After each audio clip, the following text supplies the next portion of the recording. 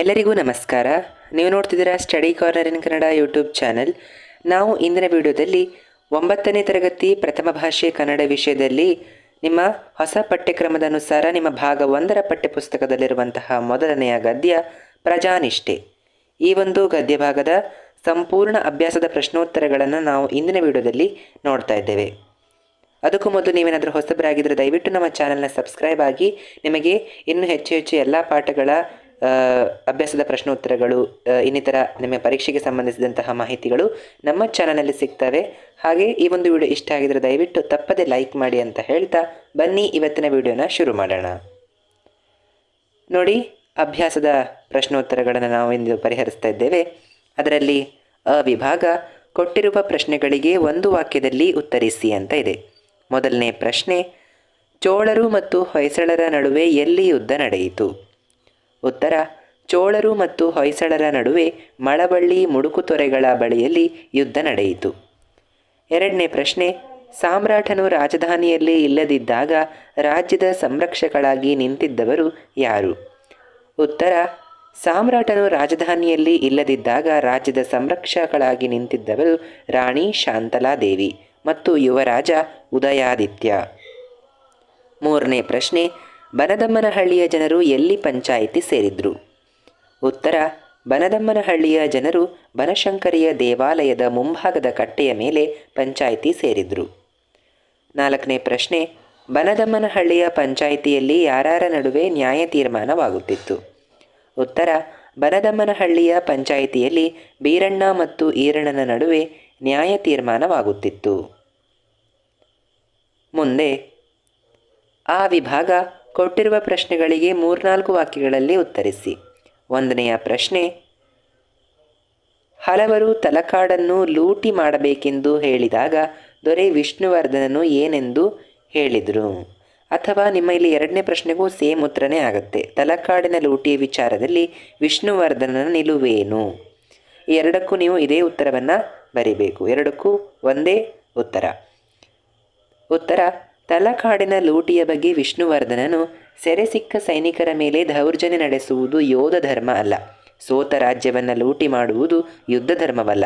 ಆ ಕಾರಣ ನೀವೆಲ್ಲರೂ ತಲಕಾಡವರನ್ನು ತಮ್ಮವರೆಂದೇ ತಿಳಿದು ನಡೆಸಿಕೊಳ್ಳಿ, ಅವರ ಮನೋಭೀತಿಯನ್ನು ದೂರ ಮಾಡಿ ಶಾಂತಿ ಸ್ಥಾಪನೆ ಮಾಡಿ 4 ದಿನಗಳಾದ ಮೇಲೆ ರಾಜಧಾನಿಗೆ ಹಿಂದಿರುಗೋಣ ಎಂದು ಹೇಳಿದನು. ಮೂರನೇ ಪ್ರಶ್ನೆ, ಬನದಮ್ಮನಹಳ್ಳಿಯ ದೇವಾಲಯದ ಮುಂದೆ ಯಾವ ವಿಚಾರವಾಗಿ ಚರ್ಚೆ ನಡೆದಿತ್ತು? ಉತ್ತರ, ಬೀರಣ್ಣ ತನ್ನ ಹೊಲವನ್ನು 108 ಹೊನ್ನಿಗೆ ಈರಣ್ಣನಿಗೆ ಮಾರಿದ್ದನು. ಈರಣ್ಣ ಹೊಲ ಉಳುತ್ತಿದ್ದಾಗ ಆ ಹೊಲದಲ್ಲಿ ಒಂದು ಕೊಪ್ಪರಿಗೆ ಹೊನ್ನು ಸಿಕ್ಕಿತು. ಹೊನ್ನು ಅಂದರೆ ಚಿನ್ನ. ಅವನು ಅದನ್ನು ಪೂಜೆ ಮಾಡಿ ಬೀರಣ್ಣನ ಮನೆಗೆ ತೆಗೆದುಕೊಂಡು ಹೋಗಿ, ಈ ಹೊನ್ನು ನಿನ್ನದು, ತೆಗೆದುಕೋ ಎಂದನು. ಆದರೆ ಬೀರಣ್ಣ, ನಿನಗೆ ಹೊಲ ಮಾರಿದ ಮೇಲೆ ಅದು ನಿನಗೆ ಸೇರಬೇಕು, ಅದು ನನ್ನದಲ್ಲ ಎಂದು ನಿರಾಕರಿಸಿದನು. ಈ ವಿಚಾರವಾಗಿ ಬನದಮ್ಮನಹಳ್ಳಿಯ ದೇವಾಲಯದ ಮುಂದೆ ಚರ್ಚೆ ನಡೆದಿತ್ತು. ಮುಂದೆ 4ನೇ ಪ್ರಶ್ನೆ, ದೈವದವರ ತೀರ್ಪಿನ ಬಗೆಗೆ ಶಾಂತಲೆಯ ಅಭಿಪ್ರಾಯವೇನು? ಉತ್ತರ, ದೈವದವರ ತೀರ್ಪನ್ನು ಕೇಳಿದ ಶಾಂತಲೆ, ಬೊಕ್ಕಸಕ್ಕೆ ಸೇರಲು ಇದು ಸಾಮ್ರಾಟರ ದುಡಿಮೆಯಲ್ಲ, ಅವರ ಬೆವರಿನ ಫಲ ಅಲ್ಲ, ಅದು ಪ್ರಜೆಗಳ ಬೆವರಿನ ಫಲ, ಆದ್ದರಿಂದ ಅದು ಪ್ರಜೆಗಳಿಗೇ ಸೇರಬೇಕು ಎಂದು ಅಭಿಪ್ರಾಯಪಟ್ಟಳು. 5ನೇ ಪ್ರಶ್ನೆ, ಶಾಂತಲೆಯು ನೀಡಿದ ತೀರ್ಪೇನು? ಇದಕ್ಕೆ ಉತ್ತರ, ಇದು ದೈವದ ದುಡ್ಡು, ದೇವ ಕಾರ್ಯಕ್ಕೆ ವಿನಿಯೋಗ ಬೇಕಾದದ್ದು ಧರ್ಮ. ನಮ್ಮ ಸಂಸ್ಕೃತಿಯ ಶ್ರೀಮಂತಿಕೆಗೆ ಸಾಕ್ಷಿಯಾಗಿ ಒಂದು ಕಲಾ ದೇಗುಲವನ್ನು ರಾಜಧಾನಿ ದ್ವಾರ ಸಮುದ್ರದಲ್ಲಿ ನಿರ್ಮಿಸಬೇಕು. ಅವಳಿ ದೇಗುಲಗಳ ಶಿಲ್ಪಕಲೆ ಹೊಯ್ಸಳರ ಶೈಲಿಗೆ ಮಾದರಿಯಾಗಬೇಕು. ಒಂದು ಕಲಾಪೂರ್ಣ ದೇವಾಲಯಕ್ಕಾಗಿ ಈ ಹೊನ್ನು ವಿನಿಯೋಗವಾಗಲಿ. ಆ ದೇವಾಲಯಗಳನ್ನು ಕೇತಮಲ್ಲ ನಾಯಕರ ಹೆಸರಿನಲ್ಲಿ ಕಟ್ಟಬೇಕು ಎಂದು ಶಾಂತಲೆ ತೀರ್ಪು ನೀಡಿದಳು. ಮುಂದೆ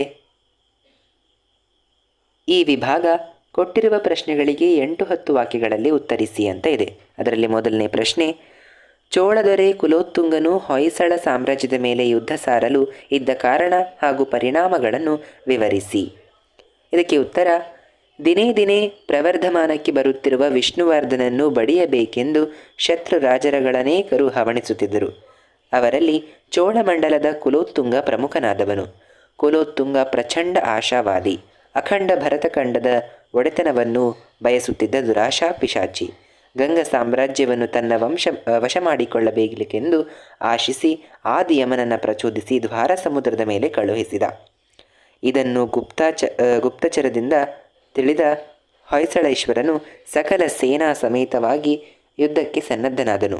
ದ್ವಾರ ಸಮುದ್ರದ ಸೇನೆ ತಲಕಾಡಿನ ಕಡೆಗೆ ಜೈತ್ರಯಾತ್ರೆ ಹೊರಟಿತು. ಮಳವಳ್ಳಿ ಮುಡುಕುತೊರೆಗಳ ಬಳಿಯಲ್ಲಿ ಘನಘೋರ ಯುದ್ಧ ನಡೆಯಿತು. ಹೊಯ್ಸಳರ ಕೈ ಮೇಲಾಗಿ ಚೋಳ ಸೇನೆ ಕಂಗಾಲಾಯಿತು. ಆದಿಯಮ ಯುದ್ಧದಲ್ಲಿ ಮಡಿದ. ಅವನ ಸತ್ತ ಸುದ್ದಿ ತಿಳಿಯುತ್ತಲೇ ಚೋಳ ಸೇನೆ ದಿಕ್ಕಾಪಾಲಾಗಿ ಓಡಿತು.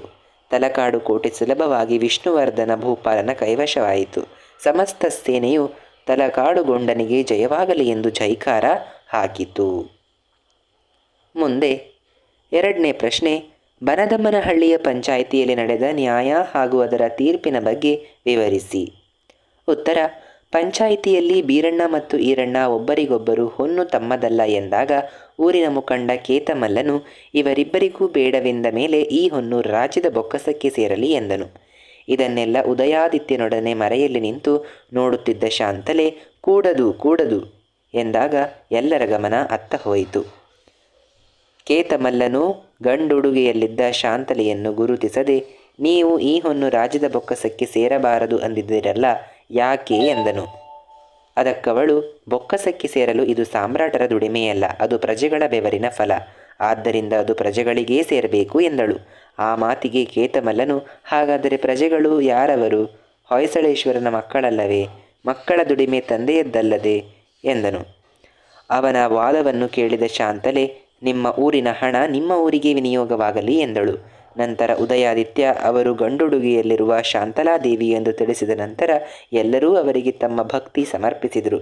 ನಂತರ ಊರಿನ ಜನ ತಮಗೆ ಆ ಹೊನ್ನಿನ ಅವಶ್ಯಕತೆ ಇಲ್ಲ, ಅದು ರಾಜ್ಯದ ಕ್ಷೇಮಕ್ಕೆ ಮೀಸಲು ಎಂದಾಗ ಇದು ದೈವದ ದುಡ್ಡು, ದೇವಕಾರ್ಯಕ್ಕೆ ವಿನಿಯೋಗಬೇಕಾದದ್ದು ಧರ್ಮ. ರಾಜಧಾನಿ ದ್ವಾರ ಸಮುದ್ರದಲ್ಲಿ ಹೊಯ್ಸಳರ ಶೈಲಿಗೆ ಮಾದರಿಯಾದಂತಹ ಅವಳಿ ದೇವಾಲಯ ನಿರ್ಮಾಣಕ್ಕಾಗಿ ಈ ಹೊನ್ನು ವಿನಿಯೋಗವಾಗಲಿ ಎಂದು ಶಾಂತಲೆ ತೀರ್ಪು ನೀಡಿದಳು. ಮುಂದೆ ಈ ವಿಭಾಗ ಸಂದರ್ಭ ಸಹಿತ ಸ್ವಾರಸ್ಯವನ್ನು ವಿವರಿಸಿ ಅಂತ ಕೊಟ್ಟಿದ್ದಾರೆ. ಅದರಲ್ಲಿ ಮೊದಲನೇ ಪ್ರಶ್ನೆ, ತಲಕಾಡುಗುಂಡನಿಗೆ ಜಯವಾಗಲಿ. ಆಯ್ಕೆ: ಈ ವಾಕ್ಯವನ್ನು ಶ್ರೀ ಮರುಳಯ್ಯ ಅವರು ರಚಿಸಿರುವ ನಾಟ್ಯಮಯೂರಿ ಎಂಬ ಕೃತಿಯಿಂದ ಆಯ್ಕೆ ಮಾಡಲಾದ ಪ್ರಜಾನಿಷ್ಠೆ ಎಂಬ ಗದ್ಯಭಾಗದಿಂದ ತೆಗೆದುಕೊಳ್ಳಲಾಗಿದೆ. ಸಂದರ್ಭ: ವಿಷ್ಣುವರ್ಧನನು ಕುಲೋತ್ತುಂಗ ಚೋಳನ ದಂಡನಾಯಕ ಆದಿಯಮನನ್ನು ಯುದ್ಧದಲ್ಲಿ ಸೋಲಿಸಿ ತಲಕಾಡನ್ನು ವಶಪಡಿಸಿಕೊಂಡ ಸಂದರ್ಭದಲ್ಲಿ ಸಮಸ್ತ ಸೇನೆಯು ಈ ರೀತಿ ಜೈಕಾರ ಹಾಕಿತು. ಸ್ವಾರಸ್ಯ: ಇಲ್ಲಿ ವಿಷ್ಣುವರ್ಧನನ ಸೈನಿಕ ಶಕ್ತಿ ತಲಕಾಡನ್ನು ವಶಪಡಿಸಿಕೊಂಡ ನಂತರ ಸೈನಿಕರ ವಿಜಯೋತ್ಸಾಹ ಸ್ವಾರಸ್ಯಕರವಾಗಿ ವ್ಯಕ್ತಗೊಂಡಿದೆ. ಮುಂದೆ 2ನೇ ಪ್ರಶ್ನೆ, ಸೆರೆ ಸಿಕ್ಕ ಸೈನಿಕರ ಮೇಲೆ ದೌರ್ಜನ್ಯ ನಡೆಸುವುದು ಯೋಧ ಧರ್ಮವಲ್ಲ. ಇದಕ್ಕೆ ಆಯ್ಕೆ: ಈ ವಾಕ್ಯವನ್ನು ಶ್ರೀ ಮರುಳಯ್ಯ ಅವರು ರಚಿಸಿರುವ ನಾಟ್ಯಮಯೂರಿ ಎಂಬ ಕೃತಿಯಿಂದ ಆಯ್ಕೆ ಮಾಡಲಾದ ಪ್ರಜಾನಿಷ್ಠೆ ಎಂಬ ಗದ್ಯಭಾಗದಿಂದ ಆರಿಸಿಕೊಳ್ಳಲಾಗಿದೆ. ಇದಕ್ಕೆ ಸಂದರ್ಭ: ವಿಷ್ಣುವರ್ಧನನು ಕುಲೋತ್ತುಂಗ ಚೋಳನ ದಂಡನಾಯಕ ಆದಿಯಮನನ್ನು ಯುದ್ಧದಲ್ಲಿ ಸೋಲಿಸಿ ತಲಕಾಡನ್ನು ವಶಪಡಿಸಿಕೊಂಡ ಸಂದರ್ಭದಲ್ಲಿ ಹಲವರು ತಲಕಾಡು ನಗರವನ್ನು ಲೂಟಿ ಮಾಡಬೇಕೆಂದು ಇಚ್ಛಿಸಿದ ಸಂದರ್ಭದಲ್ಲಿ ಪ್ರಜಾಪಾಲಕನಾದ ವಿಷ್ಣುವರ್ಧನನು ಸೈನಿಕರಿಗೆ ಸೆರೆ ಸಿಕ್ಕ ಸೈನಿಕರ ಮೇಲೆ ದೌರ್ಜನ್ಯ ನಡೆಸುವುದು ಯೋಧ ಧರ್ಮ ಅಲ್ಲ, ಸೋತ ಸಾಮ್ರಾಜ್ಯವನ್ನು ಲೂಟಿ ಮಾಡುವುದು ಯುದ್ಧ ಧರ್ಮವಲ್ಲ ಎಂದು ಹೇಳುತ್ತಾನೆ. ಇದಕ್ಕೆ ಸ್ವಾರಸ್ಯ ಏನಂದರೆ, ಇಲ್ಲಿ ವಿಷ್ಣುವರ್ಧನನಲ್ಲಿದ್ದಂತಹ ಮಾನವೀಯ ಗುಣ ಹಾಗೂ ಪ್ರಜಾ ಹಿತಚಿಂತನೆ ಸ್ವಾರಸ್ಯಕರವಾಗಿ ವ್ಯಕ್ತಗೊಂಡಿದೆ ಅಂತಲೇ ಹೇಳ್ಬೋದು.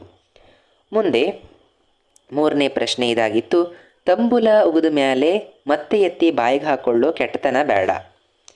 ಇದಕ್ಕೆ ಆಯ್ಕೆ ಏನಂದರೆ, ಈ ವಾಕ್ಯವನ್ನು ಶ್ರೀ ಮರುಳಯ್ಯ ಅವರು ರಚಿಸಿರುವ ನಾಟ್ಯಮಯೂರಿ ಎಂಬ ಕೃತಿಯಿಂದ ಆಯ್ಕೆ ಮಾಡಲಾದ ಪ್ರಜಾನಿಷ್ಠೆ ಎಂಬ ಗದ್ಯಭಾಗದಿಂದ ತೆಗೆದುಕೊಳ್ಳಲಾಗಿದೆ.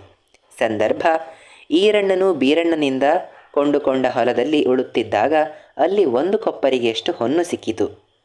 ಅವನು ಅದನ್ನು ಪೂಜೆ ಮಾಡಿ ಬೀರಣ್ಣನ ಮನೆಗೆ ತೆಗೆದುಕೊಂಡು ಹೋಗಿ, ಈ ಹೊನ್ನು ನಿನ್ನದು, ತೆಗೆದುಕೋ ಎಂದನು. ಆ ಸಂದರ್ಭದಲ್ಲಿ ಬೀರಣ್ಣ, ನಿನಗೆ ಹೊಲ ಮಾರಿದ ಮೇಲೆ ಅದು ನಿನಗೇ ಸೇರಬೇಕು, ಅದು ನನ್ನದಲ್ಲ, ತಂಬುಲ ಉಗಿದ ಮೇಲೆ ಮತ್ತೆ ಎತ್ತಿ ಬಾಯಿಗೆ ಹಾಕೊಳ್ಳೋ ಕೆಟ್ಟತನ ಬೇಡ ಎಂದು ನಿರಾಕರಿಸಿದನು. ಸ್ವಾರಸ್ಯ: ಈ ಸಂದರ್ಭದಲ್ಲಿ ಈರಣ್ಣ ಮತ್ತು ಬೀರಣ್ಣ ಇವರಿಬ್ಬರಲ್ಲಿದ್ದಂತಹ ನಿಸ್ವಾರ್ಥತೆ ಆಗಿರಬಹುದು, ದುರಾಸೆ ಇಲ್ಲದ ಧರ್ಮಪರತೆ ಸ್ವಾರಸ್ಯಕರವಾಗಿ ಮೂಡಿ ಬಂದಿದೆ ಅಂತ ಹೇಳ್ಬೋದು. ಇದಿಷ್ಟಾಗಿತ್ತು ಈ ಒಂದು ಸಂದರ್ಭ ಸಹಿತ ಉತ್ತರಿಸುವಂಥದ್ದು. ಮುಂದೆ ಉ ವಿಭಾಗ ಹಾಗೂ ಕೊನೆಯ ವಿಭಾಗ ಬಿಟ್ಟ ಸ್ಥಳದಲ್ಲಿ ಸೂಕ್ತ ಪದವನ್ನು ತುಂಬಿರಿ ಅಂತ ಕೊಟ್ಟಿದ್ದಾರೆ. ಅದರಲ್ಲಿ 1ನೇ ಪ್ರಶ್ನೆ, ದ್ವಾರ ಸಮುದ್ರದ ಸೇನೆ ಡ್ಯಾಶ್ ಕಡೆಗೆ ಚೈತ್ರಯಾತ್ರೆ ಹೊರಟಿತು. ಯಾವ ಕಡೆ? ತಲಕಾಡಿನ ಕಡೆಗೆ.